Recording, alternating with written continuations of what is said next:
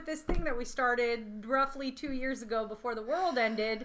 And then we decided to come back to it now that maybe the world is not ending so much. It's still unclear. But we are here to discuss the last bit of Eye of the World, Wheel of Time. We are literally 2 weeks to D-Day, which means we are 2 weeks away from the premiere of the Wheel of Time on Amazon Prime. And we are super excited. I'm Audie. I'm Andrew. We are the Knights of the Drunk Watch. And now our talk begins. Quick reminder, this is LitLit, as in we get lit and talk about literature. Please check out the rest of the playlist if you are enjoying, if this is your first time seeing one of these videos. There's a whole playlist for this entire book. Please check it out. So, yeah, it's been a while since... It's been a while. I'm relying on you to remind me because, I'll tell you. The notes. I read this book maybe 3 times. So, and it's been a while since I reviewed it. I looked at the summary. The summary was very brief. Yes, it was. But, I years ago, I listened to the abridged version on tape. Mm-hmm. I didn't realize I was getting that from the library until I got it. I listened to it. And then I know I listened to the full version in recent years on audio. And then when we were working on this before the pandemic, I was physically reading the book. Yes. So that is technically when we finished the last book, which was 2 years ago. However, I did go back and reread the last 10 chapters just so I could get reacquainted with it. I have already started on this book, but that's neither here nor there. We'll have to talk about that, how we want to start addressing this. Do we want to address this before this, immediately, or do we want to wait till the series? It's really up to you. You're reading we'll it now. We'll discuss it. I'm reading it because I just was so excited to find out what happens next. So we'll see. We'll see what we feel like doing. I have been taking notes as I read, so if I get too far ahead, I'll be able to remember what happens. But we are here for Eye of the World. We are here for chapters 40 through 51. The climax of the story. Big stuff happening. Previously on Eye of the World, everybody was going to Camelin. That's still a thing that's happening. I watched some of our previous videos. It's 4 videos in a row that were everyone's still going to Camelin. So currently where we are at before chapter 40, we have Rand and Matt in Camelin. Okay. Matt is being super emo in his bedroom due to dagger problems. Right. And okay. All right. Okay. We left Tom Maryland possibly dead way back in wherever the hell that was. I don't even remember. You're right. Don't remember. I'm sure it'll be episode 4. Yeah. I am certain, we're fairly certain at this table that he is not dead. It wasn't quite an on-screen death. Yeah. He said it's like run. The Hound. They ran around the corner. There was a flash of light, which was probably Rand, we think. Maybe, right? Or Tom Maryland did something. Maybe he set off a firework or something. We don't know. Yeah, so I am not convinced. And do we know who's cast as Tom Maryland? Yes, we do have the full cast out. I don't have my phone right now. He is more unknown. He is more unknown. He's more unknown. Okay, so he still could be up in the air. I just feel like he was so important. He's still an actor of gravitas, though. He was so important, and then he died so quickly. Yeah, I don't buy it. Because immediately after the chapter where he died, we had a whole backstory about him and more gays. So anyways, so that's where Rand and Matt are. The last thing that happened is, again, Matt was in his room dealing with his dagger problems. And Rand went out to go see Logain, who was being paraded through town. Right. And then, for some unknown reason, fell off a fucking wall. Into where we move into the next chapter. Meanwhile, Moraine, Lan, and Nynaeve have saved Perrin and Egwene from the White Cloaks. They did a little D&D rescue mission in there. They got their horses, and they're on their way to Camelin. Right. So that's where we had stopped. Okay. So now we move into chapter 40. I didn't write down the names. Andrew's really good about writing down the names, but I'm just going to give you the chapter names. I mean, the chapter We got numbers. chapter Yeah, lists you right have here. it there. It should So be chapter in there. 40. Chapter boom, boom, 40. Boom. So 40 is the Web Titans. Okay, well, that makes sense. I don't know that these are going to mean anything to us. So.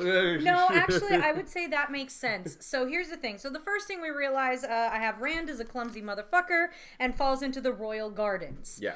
But literally in the chapter before, we had a whole description from Loyal about how he's Taviran. I have looked up all of these spellings recently. Yeah. So he is Taviran, which means the pattern weaves around him. Oh, right. Yeah. All three of them are that. Exactly. But he's particularly powerful. So, like, the fact that he falls into the Queen's Garden reads like a Taviran situation to me.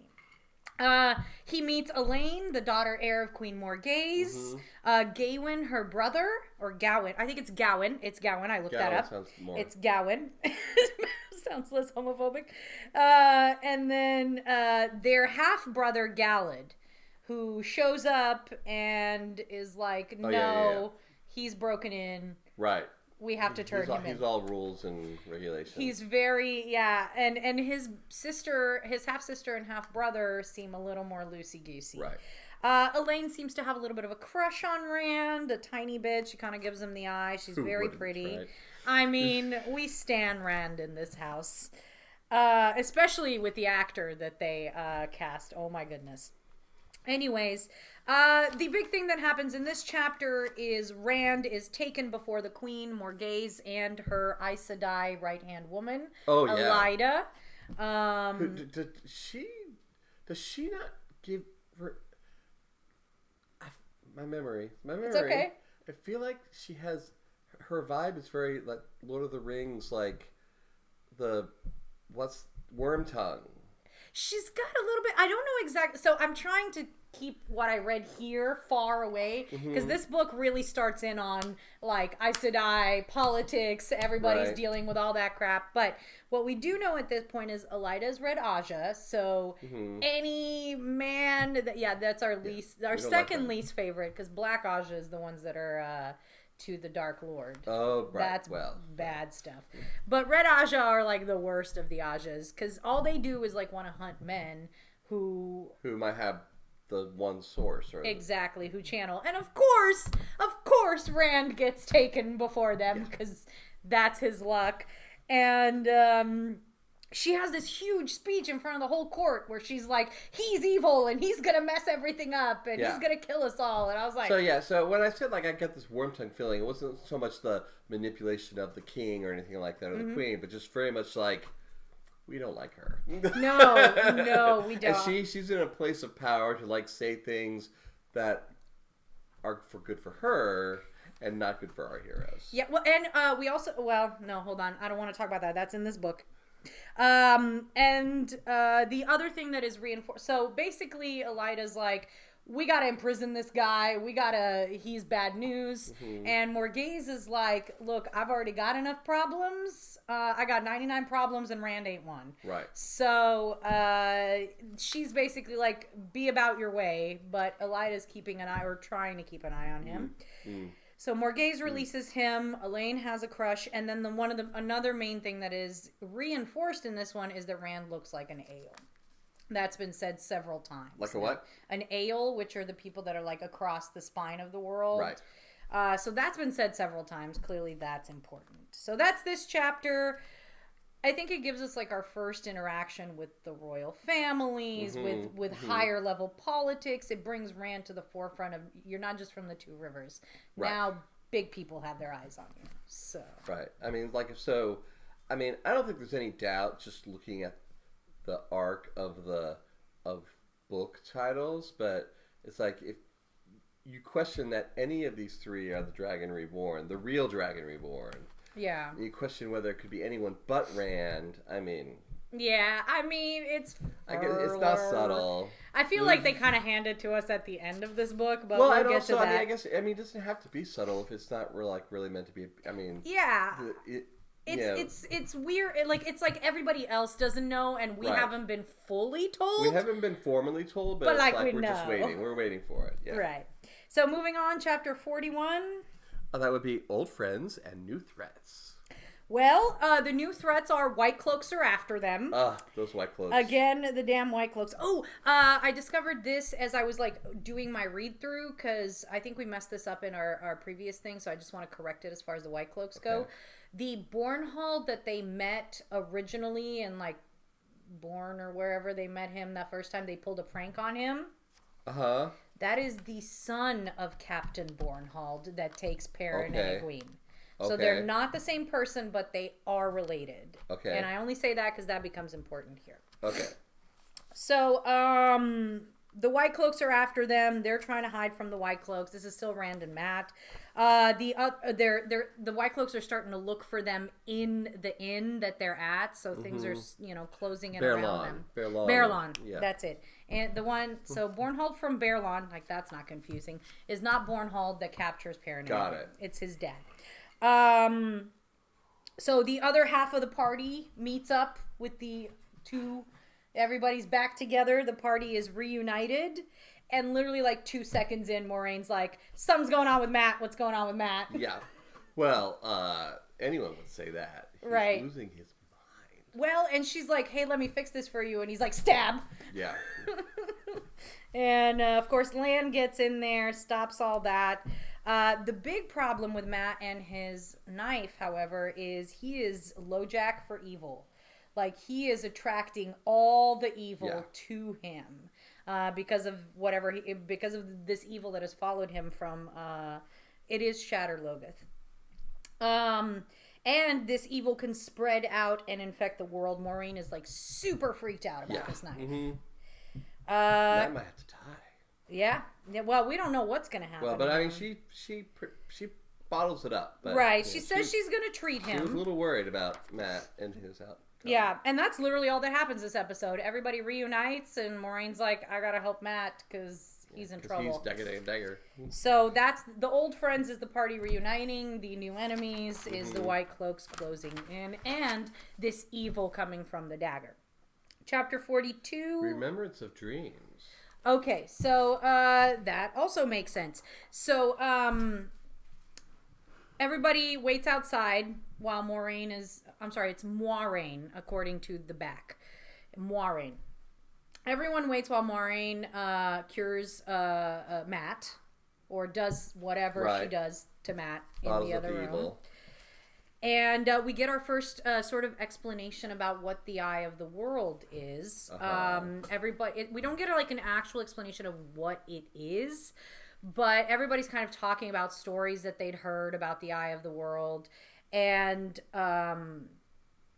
so apparently the purpose is that the Dark One wants to blind the Eye of the World. And nobody quite understands what that means, but that's the first thing that the Dark One's doing in his return, is blinding the Eye of the World. And Loyal joins the party. Loyal's maybe one of my favorite characters. I'm just so excited to see him. I love the casting that they did. Yeah.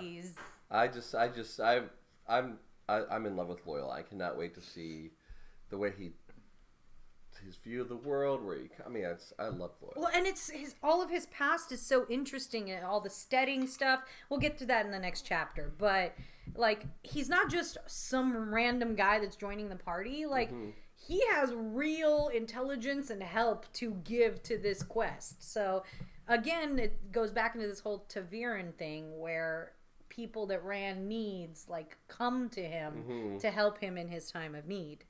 And then finally, like 30, 40 chapters later, the boys tell Moiraine about them having dreams of the Dark One.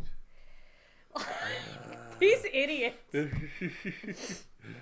And of course, naturally, Moiraine is pissed that they didn't tell her earlier, and she decides that instead of going to Tar Valon, which has been the plan this whole time, she was supposed to be taking them to Tar Valon. Still don't know why that's a good idea, but okay. She decides, we're going to the Blight, and we're going to stop the Dark One from blinding the Eye of the World. Right. That's the new mission. And we're going to do that by meeting the Green Man. Correct.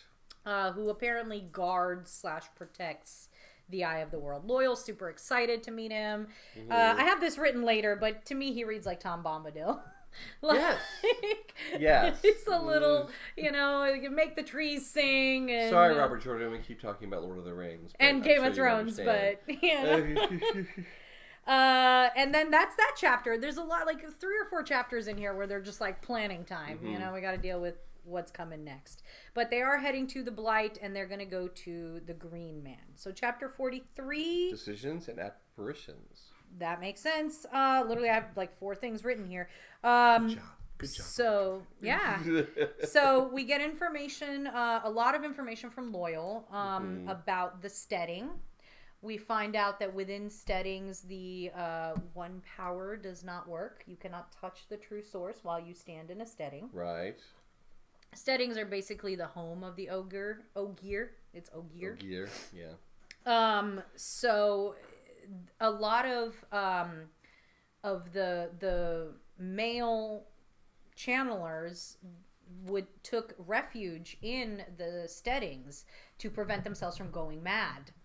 And eventually, they all left, and it didn't happen, and the world broke, etc., etc.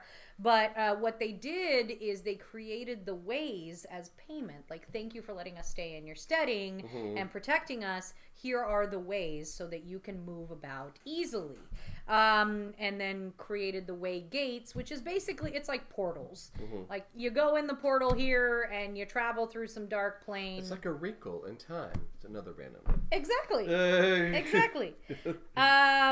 Loyal is super not into going into the ways because now they're like, Shin. Yeah, now they're scary. And... Yeah, well, because they were built with the male half of the true source, they also became infected with the dark ones. Taint. Right. And It's a bad word. Yeah, and bad then job, again, the boys have dreams again, and Balsamon basically identifies them. Like, you are Matt, you are Rand, and you are Perrin, and I know who you are now. Yeah. And so they wake up, they tell Moiraine. Moiraine's like, time to GTFO, let's go. Now, through all of this, because we're talking about, giving up secrets, Perrin's not told anyone yet. About his wolfness? About his wolfness. I mean, he hasn't told anyone except Egwene, obviously, who was there as it was happening, and Elias was explaining it to her. But I feel like they had a conversation about that. Moiraine, like, once they reunited, Moiraine figured out what was happening. Okay. Like, he didn't tell her, but she was like, I know what this is. Because then Lan, this is one of the last things we talked about on the last video, is Lan was like, oh, I knew Elias. He was a warder before, and he's cool. This isn't dark stuff. Like, you're good. Got it. So they do know. Okay, and that's chapter 43. Chapter 44... 44 is the dark along the ways. I mean, that makes sense. So Mine's Moria. Okay. Basically, so they're like, let's go to the Waygate. It's in someone's basement. Yep. It's just like going to Prague and you're going down in the basement and there's a whole other city. And let's just move some barrels aside. Here's an entrance into this dark portal. That no one knows about. I guess, whatever. Or knows how to work. And Loyal's super sad because there used to be a steading around this Waygate, and now, or like a grove or whatever. Yeah, the groves. Now it's just the groves have been going, and that. Yeah. So that's a disappointment. So he's super sad about that. They do all their magic blah blah blahs, and they get into the Waygates, and everything is terrible in there. There is an evil wind named Manchin Shin that is like chasing them. We're still not 100% sure what this wind does. Like, it makes you crazy, maybe. Like, it makes sense because it's connected to the dark side of the true source. So anyway, evil wind is what I have. And they're basically going like across these like archway bridges. Right. And what they find ones that are broken, they have to go back and try to circle around. So. Correct. Exactly. So their way is blocked. Like, one of them has crumbled because the ways are disintegrating, and Manchin Shin is like right behind them, and that's basically what happens in this chapter. Chapter 45. What follows in shadow. Guess what? Someone's following them. I wonder who it could possibly be. This jerk. And the evil wind is coming. There's someone following them. Things are going really bad in the ways. They also discover signs that Trollocs have been using the ways to get around. Yes, which explains how they possibly got to the True River so easily without being detected. Exactly, through the steadings, and also like how they got so far into the Ale Waste and things like that. Mm-hmm. There's a lot of explanations of how the entire Trolloc armies are moving so quickly without being noticed. Right. They're using the ways. And Moiraine is like, gee, I wonder what horrible thing could be convincing these Trollocs to face this evil wind. Like, their mission must be really important. So, get around. Oh, yeah, so their way is blocked. They got to get around. They got to run. They're running.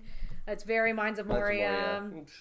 And Moiraine has her Thou Shalt Not Pass moment where she has to destroy. So they get to the Waygate that's going to allow them to get out fairly close to Faldara, which is where they're heading.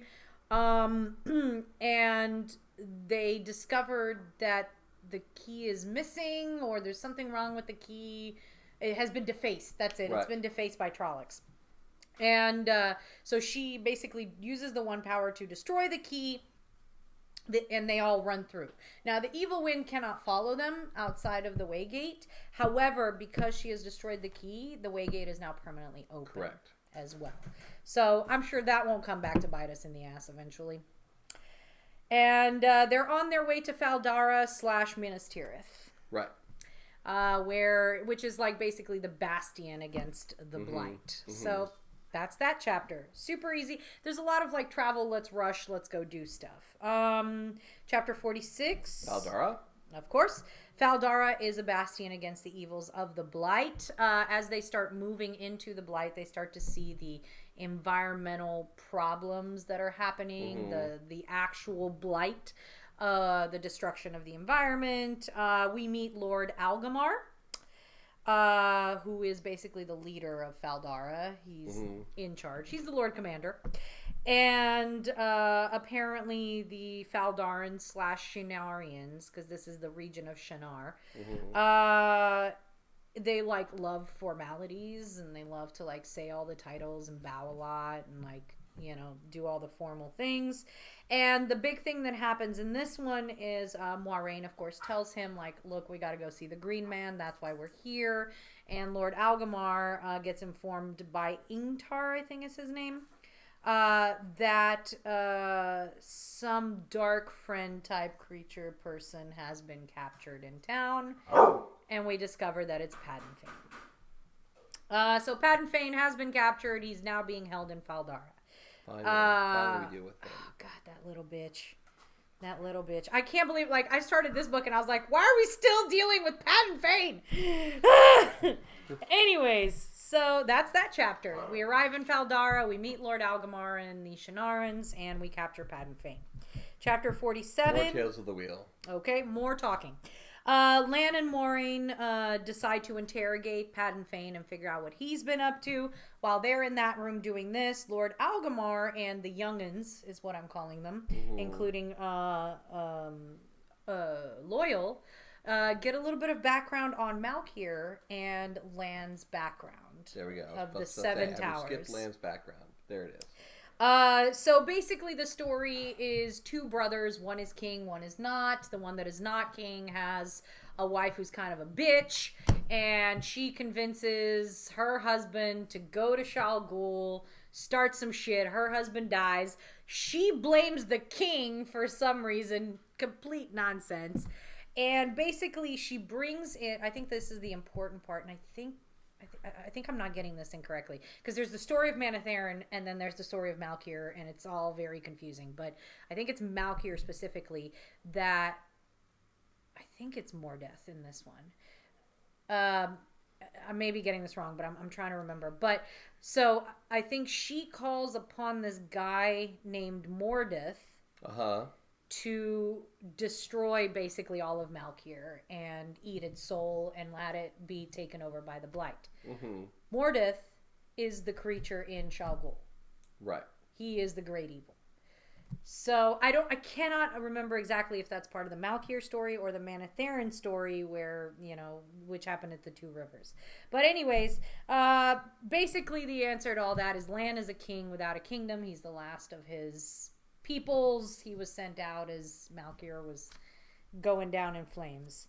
And then Moiraine and Lan come out. Nynaeve's like super emotional about the whole thing and even learning about Lan.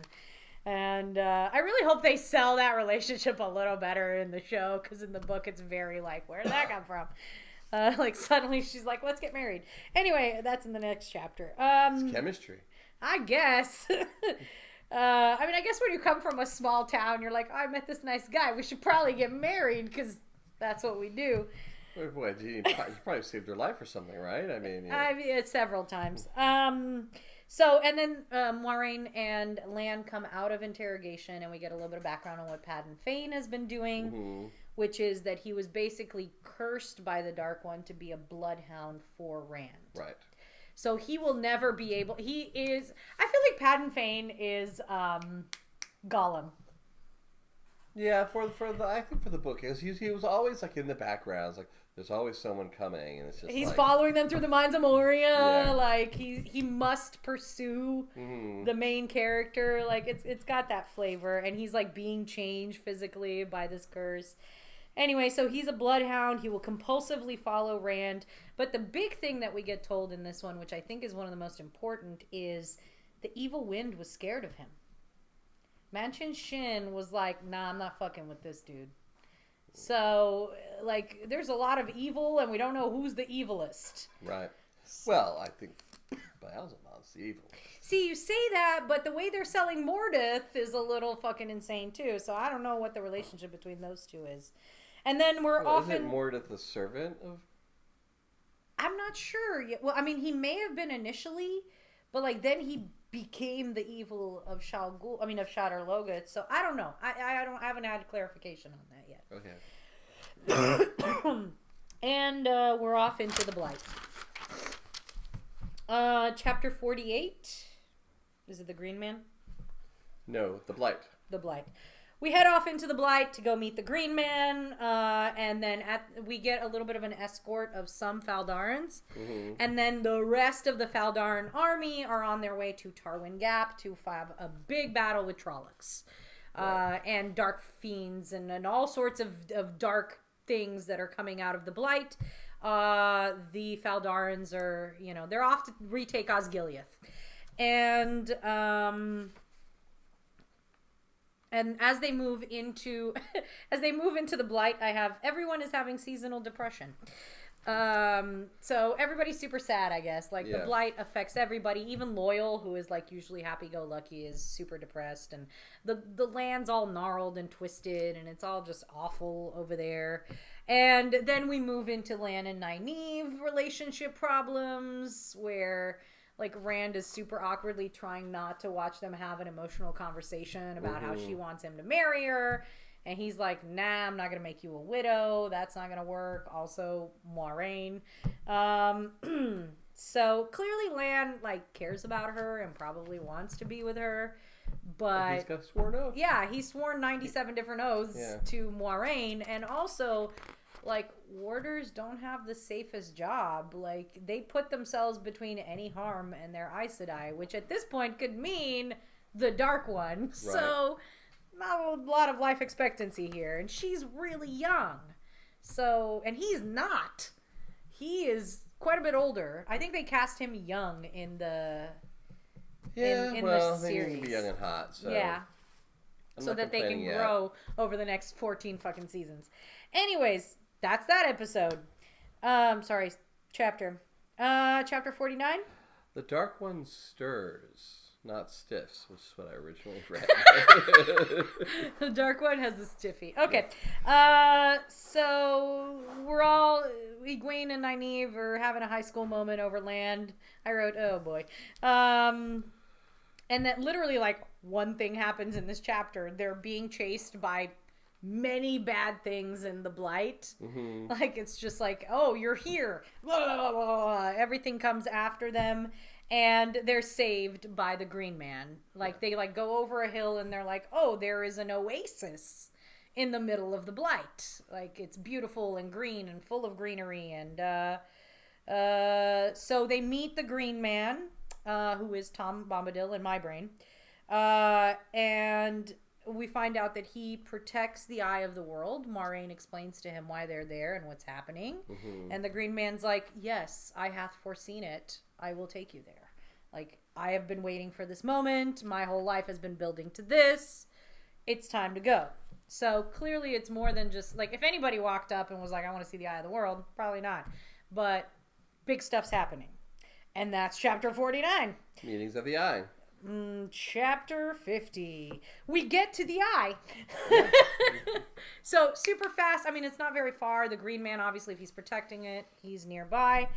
We do get a little bit of background on what the actual Eye of the World is. For some reason, like you said, I've read this book a bunch of times. At least twice now for me, and then reread it. Still couldn't remember what the hell happens at the end. Like, I could never remember what the hell is the Eye of the World and what happens there. But now I know. So the Eye was created during the time of madness. It was created by both female and male Aes Sedai. And as they approach it, they realize what it is. And, like, it's stupid that I didn't remember this because it's so important. But it's a pool of untainted Saiyadin. Or Saiyadin. I don't remember exactly how it's said. But it's the male half of the true source. Untainted by the Dark One. No madness. So Rand freaks out. Is like, I don't want to be near this. And then two dudes show up. Just out of the blue. They're like, hey... it's Belthamel and Agenor, who are two of the Forsaken. Now, the Forsaken, there's 13 of them, I believe. We met one of the Forsaken in the prologue, Dragonmount. He is the worst, I believe. He's, like, number one Forsaken. And when the Dark One... King. Yeah, basically. He's the Witch King of Agmar. Sorry, Rob. And so we still love you. We love your story, but we need to relate it to something. But basically, they were trapped along with the Dark One inside the prison. When Lews Therin and his companions went and locked up the Dark One, they also locked all of the Forsaken in there. So the fact that the Forsaken are out is a problem. Like, clearly they're bubbling through this prison. And they're like, hey, we're here, and we're here to kill you. And so at this point, they attack. Big battle happens. Can't wait to see that in the show. Lots of magic flying everywhere. Lan is torn between saving Moiraine and Nynaeve. Uh-oh. And that can't be good. Yeah, problems for Lan. And the Green Man is like, nah, not on my watch, and he comes back and kills Belthamel. So we got one dead Forsaken down. And then Moraine's like, everybody get the fuck out of here. I'm going to take this guy down. And so she starts drawing on her half. So not from the pool. She's drawing from Saidar, which is the female half. And she starts firing spells, and he's firing spells, and everybody scatters as usual. That's chapter 50. Chapter 51. Against the shadow. That makes sense. So Rand is facing off with Agenor. Or Agenor. I'm not sure which way it is. And Agenor is... So Rand can see this sort of like golden rope coming out of Agenor. Right. And he realizes that what it is Agenor drawing from the one power, the source of Saiyadin that's right there in the pool of the Eye of the World. And the more he draws from it, the more powerful and real he becomes. So he was sort of at half strength having escaped from this prison. But now he's becoming more corporeal and stronger. So Rand is like, uh-oh. And so he reaches out for the rope. And he starts drawing the one power into him. Agenor, afraid that Rand is going to steal the entire source, is like, nuh-uh, it's mine. And he draws even more and burns himself up. Right. Because he's drawn too hard on the source. And then Rand does something that I only remember the name of from many, many years ago when I read the books. He does what is called traveling. which is using the one power to teleport. Okay. It's literally called traveling. And so he draws this power into him. Essentially, he empties this pool of clean, unmaddened Saiyajin, which like you said, maybe that means he won't go crazy, or who knows. I mean, 14 books is a long time not to go crazy. I'm assuming he's there the whole time. So yeah, well, I feel like he may go a little crazy, and then they'll fix it somehow. I don't know. That's just an assumption. And so suddenly he's at Tarwin Gap, and we don't know why that's where he went.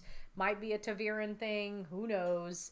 But suddenly he's at Tarwin Gap. The Shinarans are losing the fight. They're in big trouble, and he becomes a nuclear weapon essentially, and just unleashes lightning and fire and destroys an entire. I can't wait to see that shit. I just can't wait to see it. And he basically decimates the entire Trolloc army.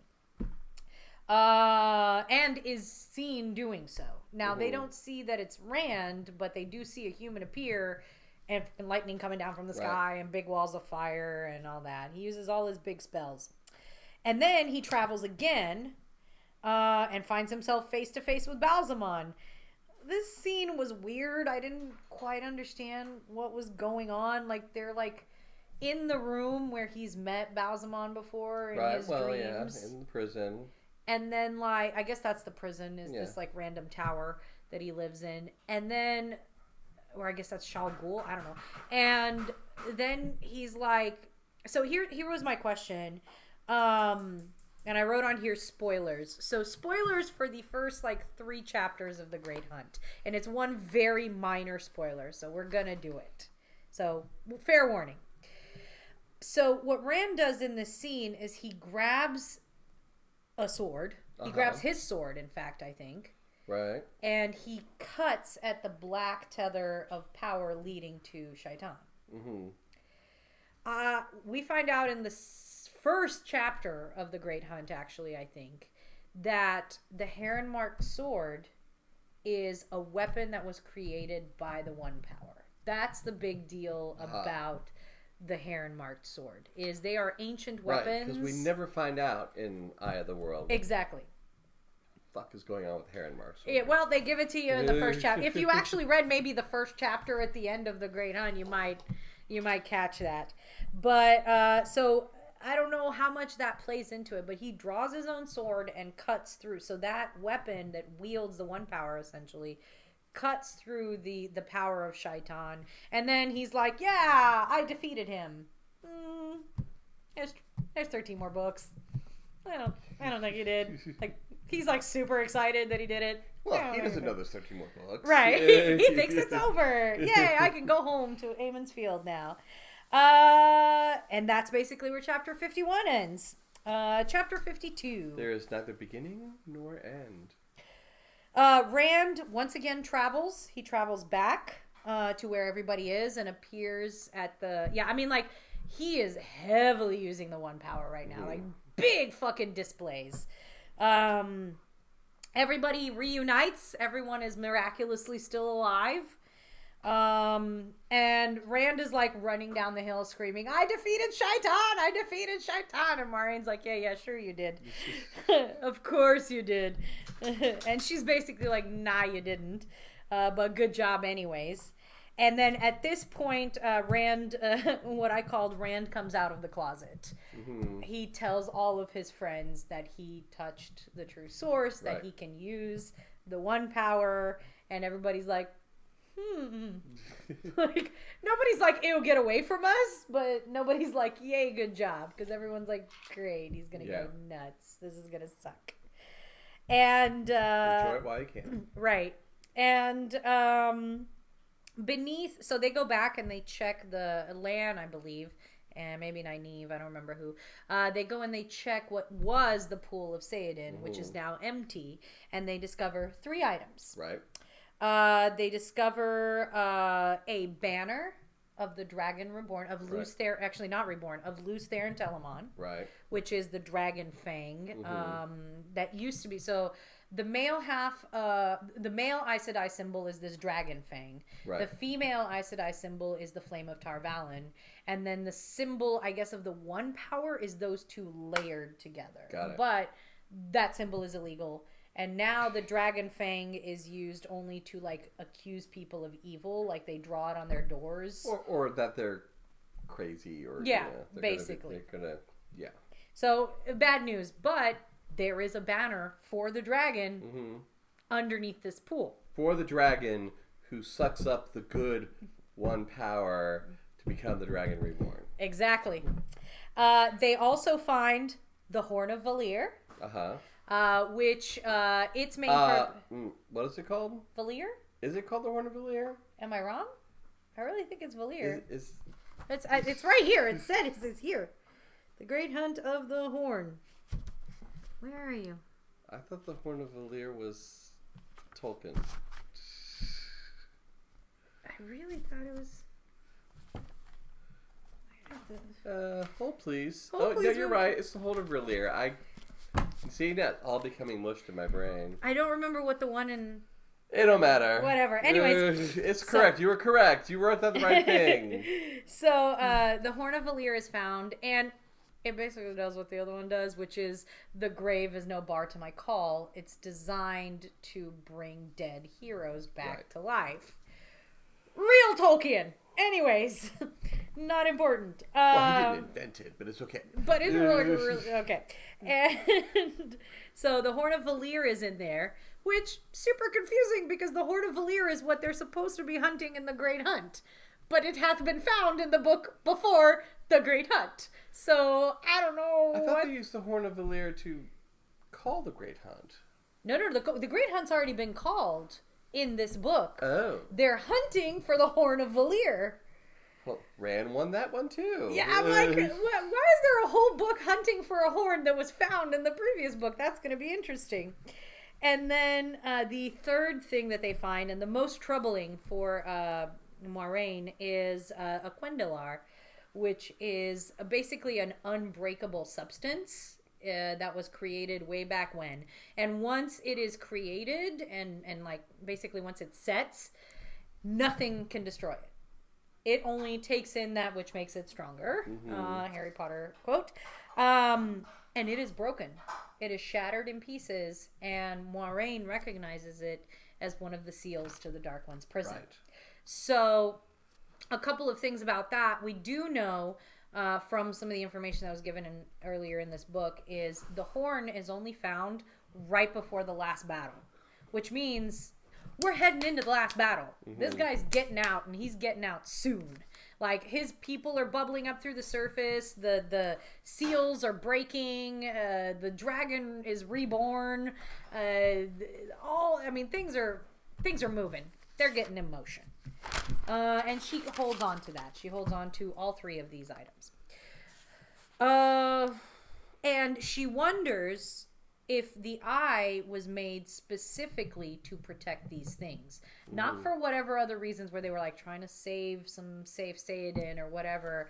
She thinks that they put these together because they knew these are the things they need for the last battle. This is the first step into the last battle. And then Rand is like, yay, we can go home. And Moiraine's like, yeah, sure. Chapter 53. The wheel turns. And it turns. You probably didn't understand that. The wheel turns. So they bury the Green Man. Loyal's like does some magic voodoo plant crap. As they're going back to Faldara, which is where they're heading, they start to notice that the corruption of the blight. The Green Man is like Groot. And he just regrows. Well, because like he did that tree. I just feel like that's just gonna eventually the Green Man will like. Maybe he's like become an ent now. I don't know, but I wouldn't be surprised. He just grows like a little leaf. Though, except for of course his purpose was tied to the Eye of the World. And since the Eye of the World is no longer, it has served its purpose. Exactly. Well, and he said that a lot. He was like, "This is my moment. This is what I'm supposed to do."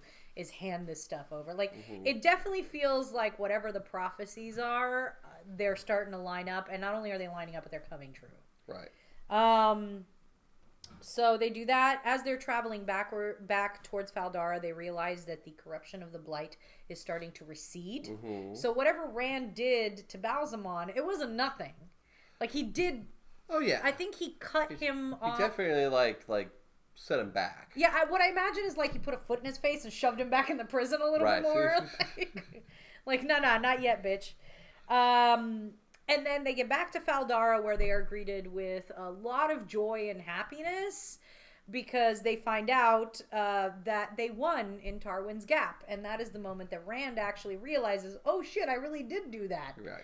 I killed an entire army of people with just my power. But what they think, the Shanarans think that it was the creator, the creator himself came down and took shape in the shape of light and like helped them. Because of course no one wants to be like, oh yeah, it's definitely the dragon. Right.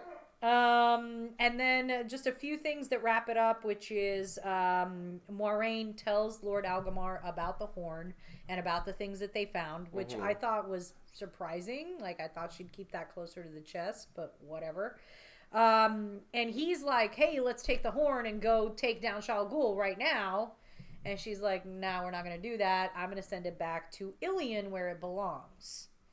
More on that in The Great Hunt. And the very last thing that happens is Rand tells Egwene that he is done with all this bullshit, but he's also never going to go home. So he has to go run and hide himself because he knows he's going to go mad.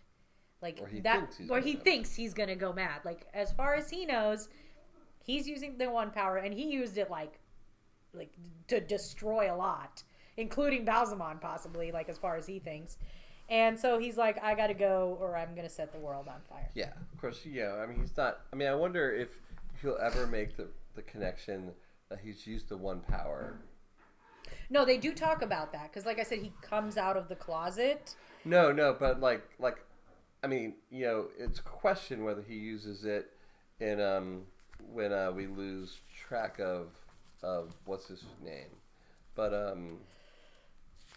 in what was it? Whitebridge. You know, it's a question of whether he used it in Whitebridge. But on the road from Whitebridge to Camelin, Rand uses the one power in Four Kings. Escape. Yeah, in Four Kings. The big stuff I missed like an idiot. I was just like, nope, that was. I mean, he had no idea that he did it at the time. Yeah. But I was definitely like, you know, that's how they survived that. For sure. I mean, it's the parallel specifically with the way Lews Therin killed people with bringing down lightning and leaving the bodies with their eyes open. That's exactly how he does it. So it absolutely makes sense. And that's The Eye of the World. Really, really exciting first book. Really, I'm excited to see the season. What do you think they're going to cut out? We're transitioning into this. I think... I honestly, I mean, if the first book is the first season... It is. And they're... Because I saw them in the ways. 8 episodes? Yeah. 8 episodes. Hopefully longer than an hour, maybe? I don't know. Maybe. I mean, it's just... You know, now you said earlier before we sat down, there's a lot of traveling. That's true. There is... But, like, I mean, I feel like... I felt like they could completely cut out Perrin's story. Like, have Perrin there, but, like, not... But no, there's no way they're going to cut out the whole wolf thing. Well, no way. I'm not... I mean... But I've seen... I feel like I've seen stuff now that... Or maybe when we got closer to the end of the book, I was like, no, I don't think they can cut that out. It just feels like that whole... There's a whole... When they split off and they have all their own adventures, you know, I think things are just going to happen faster. My guess is we'll probably, like... First episode's going to end with them leaving the Two Rivers. Like, we're going to get... Well, okay, so we know, spoiler, because this is what I'm interested to see. Because we know... All right, what I remember from the book is that when the Trollocs attack the Two Rivers, it's very targeted. They go after... Specific houses. The specific houses. Mm-hmm. It sounds like in the series, they're going to lay waste to the two rivers. I mean, if you've got it, flaunt it. The way that what an article describes the set, I think where they burned down the city that they built in the quarry outside of Prague. Yes, I saw that. And there's this picture of the actor playing Rand's dad, Tam Althor, that he's like Bruce Bolton. He's just surrounded by waste. I mean, the inn is gone. Everything is gone. Okay. And I don't remember that from the book. Like, I don't remember the inn being gone. No, it's not. No, it's very specific. Yeah. So. Well, my guess is we'll probably get the first episode to establish all the characters and the background. What I am excited to see, this is one of the main things that I'm really excited about, is in the previews, we've already got Emerald and Seat. Like, we don't get Emerald and Seat until here. Well, but they've already filmed the second season. But the preview is for the first season. So I'm wondering if we're going to get some background on what's happening in Tar Valon while all this shit is going on. Right. But I definitely feel like first episode, we're going to establish our characters. We're going to establish the two rivers, any history. We're going to have Moiraine and Lan arrive, Tom Marilyn, all that. I think it's going to end with them leaving. Yeah. Basically, yeah. I think they're going to skip the ferry. All that fairy crap. Anything leading to Baerlon is going to get cut. Could they even cut Baerlon? I mean, I know that's when we get introduced to the White Cloaks, but if it's another White Cloak that's more important, could they not just introduce the White Cloaks when we... Well, Baerlon also shows us Padden Fane is on their ass. There's the sudden attack by the Fade. There's Moiraine growing into a giant size, which I'm hoping we see. I think they're going to cut Baerlon. I think maybe what they'll do... I mean, they might cut Baerlon. They're going to weave those aspects into other parts. Either that or they'll shorten it. It'll be half an episode and the other half is them making it to Shatter Logoth. Right. I think we'll have probably at least one episode in Shatter Logoth. Yeah, that's very clear. Because I too much big stuff happens. I could see them skipping Baerlon and trying to go straight to Caemlyn, and then they get to Shatter Logoth, and then...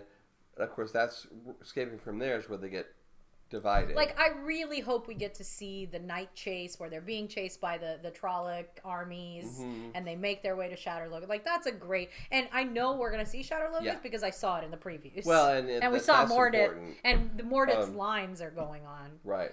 But it'll be interesting. Well, and of course, there's already drama on the set of the show.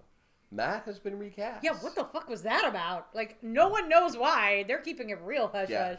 And Daddy Bezos was like, I don't want to hear no crap. And what I'm really looking forward to is the second season, because we know people. Yeah, we do. We know people that are going to be in the second season. Which I think a friend of ours, someone who I've worked with, is one of the Shinarans, I believe. That would it's be a Shinaran. Cool. A lot. I mean, so far we're in Faldara for the first 5 chapters. So he's one of the big head general soldiers, and I'll have to find that YouTube guy who made the guess based on knowing the actor and knowing who he's hanging out with and the people who are announced as cast, so he knows what roles they have. So he made a prediction as to which and I think it's a Shinaran. It's cool. I'm trying to think who is a and new his wife, Shinaran. I think, is going to be in it too. Well, I'm just trying to think of any Shinaran that I haven't met yet in this book, because we meet Ingtar, we meet Yagar, we meet Lord Algamar. Is there one that's kind of grizzly and Well, I'm wondering if he's Lord Algamar. No, it's not that. Then he's probably Ingtar, because Ingtar is the one that leads them into the Blight, and he's like, the fuck, now I'm going to miss the battle. Thanks. Glad you needed an escort. Anyways, I'm sorry, I don't, that guy did a whole preview on it. I just don't remember it well enough, because I felt like it's a character that's introduced in The Great Hunt. Not in the Underworld. I am fairly certain we won't spend a whole episode in the Ways. That's going to be pretty quick. So I'm guessing there's going to be an episode of the Ways and the Green Man all together. That'll be either second to last. That'll probably be second to last episode. No, they're probably going to go Game of. I wonder if they're going to do Game of Thrones. Just the Ways and Faldara. What maybe? Yeah, the Green Man might be like real quick at the beginning of the big final battle. But I would say they're probably going to go Game of Thrones style and do the big battle and all the big stuff in the second to last episode. Right, so they can have and then set up. Yeah, because I mean, there's a lot of stuff. Like if you end the episode with Rand defeating the Dark One. Right. Like, you can't have that battle and defeating the Dark One plus a denouement all in one episode unless you're like an hour and a half, 2 hour episode. Yeah. So, probably the Return to Faldara, the Fallout will be episode 8. So, I'm guessing episode 7 will be the big stuff. Mm-hmm. So, my guess is they'll probably reunite by episode 5. Yeah. A lot of the travel is going to get removed. I think anything in the ferries and the boats and stuff will get removed. Oh, yeah, like that whole trip down to White Bridge. Yeah. And the attack. I mean, literally, we could probably skip White Bridge. Well, no, White Bridge is where Tom Maryland dies, Tom right? Maryland dies, you know. Yeah. If, I mean... They might skip Four Kings. Like, give him somewhere else to use the one power and just skip Four Kings. Well, except for the Four Kings also is our introduction to Dark Friends. Well, you got Pat and Fane. Like, I don't know. By the way, I love the actor that they chose. Also, I love the diversity of this cast. Like, it is amazing. I'm so excited. So, yeah. But, I mean, if there's 8 episodes, I mean, trying to break this book down. It seems the overwhelming. first episode is Two Rivers. For sure. And then I think the departure. I think we're leaving at the end of the first leaving. episode. I mean, leaving. I mean, what, you know, it's like, okay, we're leaving. Credits. Basically. Yeah, so then if the second episode... let's say we get to... if we keep Barrelon, then we're going to go all the way through Barrelon in the second episode. Go through Barrelon and maybe get into... Shao No, sorry. Shatter Logoth. You know, like, kind of like... Because you can get a bit of a cliffhanger or a sense of dread as you're going I would there. guess we probably will end episode 2 in Shatter Logoth. Episode 3 could be Shatter Logoth and the separation. Yep. And episode 4 is everything that happens while they're separated, including the wolf stuff, the Tinkers. Well, then I wonder if it wouldn't have to, like, they might cut the Tinkers, like, too. you know, if I mean, I almost wonder if that. So what do we say? That the third episode would be Shadow Logoth and the separation. Yeah. I wonder if that could even get us.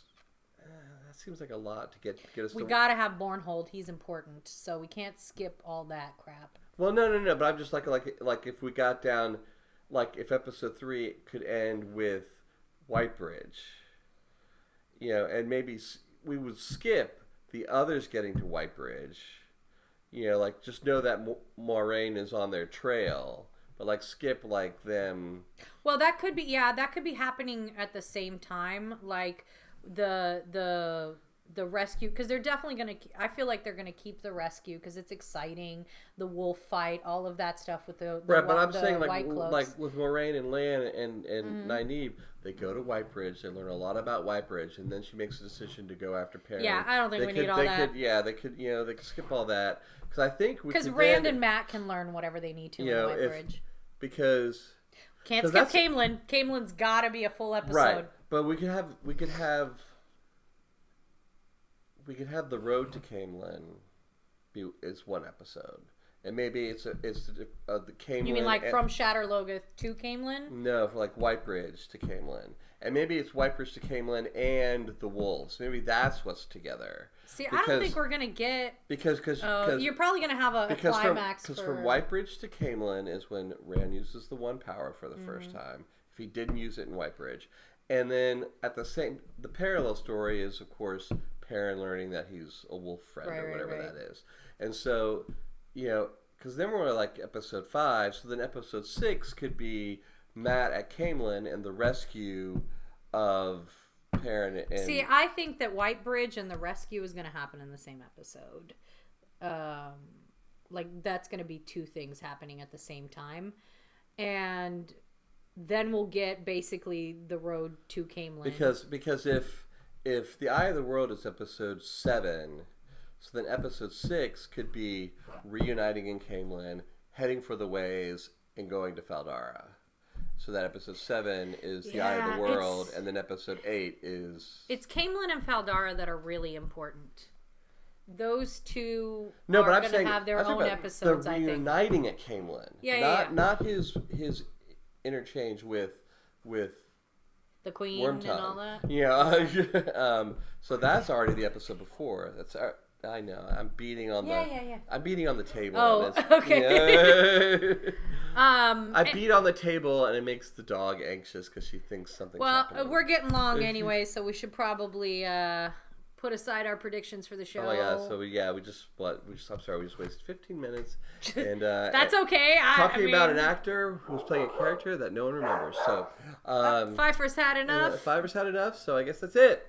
I'm really excited. We're going to be here doing reactions for Wheel of Time. We will be releasing full-length reactions on Patreon. I'm going to work out the schedule once I realize what day we're actually going to be filming. And then we will be releasing short reactions on YouTube. And also be doing talkbacks. Also, keep an eye out for our new TikTok, which we're going to be starting soon in the near future. Andrew and I really like TikTok, so, we've been enjoying it. And, so. All right, so we are the Knights of Drunk Watch. And now our talk has ended. Finally.